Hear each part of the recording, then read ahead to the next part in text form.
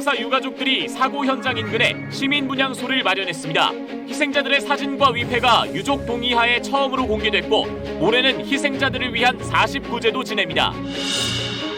매서운 한파 속에 내일 중부지방을 중심으로 최대 10cm의 많은 눈이 내릴 것으로 예보됐습니다. 특히 수도권에는 낮 시간 동안 기습적인 폭설이 쏟아질 것으로 예상돼 교통대란도 우려됩니다.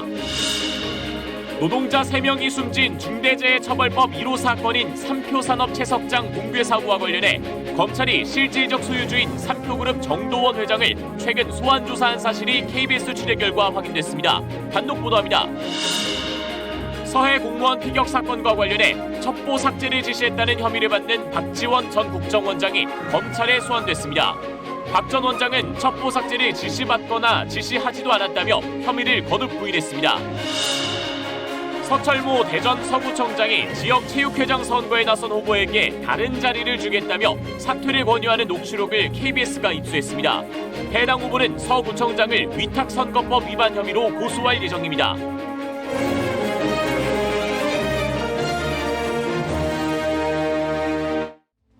12월 4일 수요일 뉴스나이트 주요 뉴스입니다.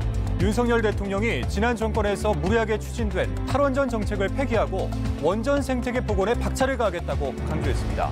주 52시간제 개편과 문재인 개혁 폐기와 마찬가지로 전 정부를 향해 날을 세우며 개혁에 시동을 거는 모습입니다. 전 정부와 차별화한 윤 대통령의 이 같은 국정기조에 민주당은 거세게 반발했습니다. 검찰 수사를 이용한 사법적 보복에 이어서 문재인 정부의 성과를 지우는 정책적인 보복까지 자행하고 있다고 주장했습니다.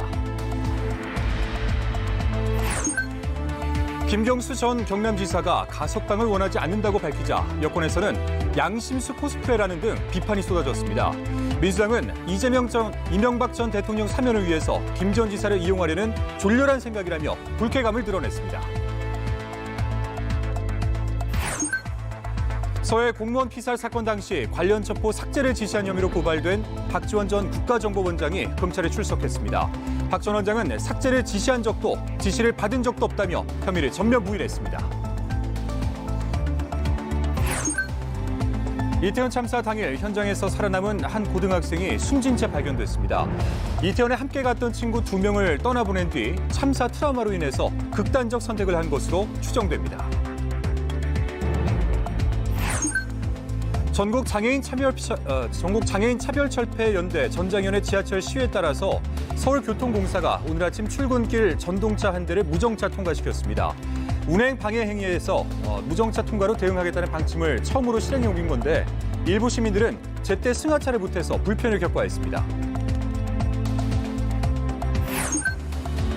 북극 한기가 밀려오며 오늘 아침 서울 체감온도가 무려 영하 19.7도까지 떨어지는 등 전국이 꽁꽁 얼어붙었습니다. 이번 한파는 앞으로 일주일 정도 이어지겠고 내일은 중부지방에 또 많은 눈이 내릴 것으로 예보됐습니다.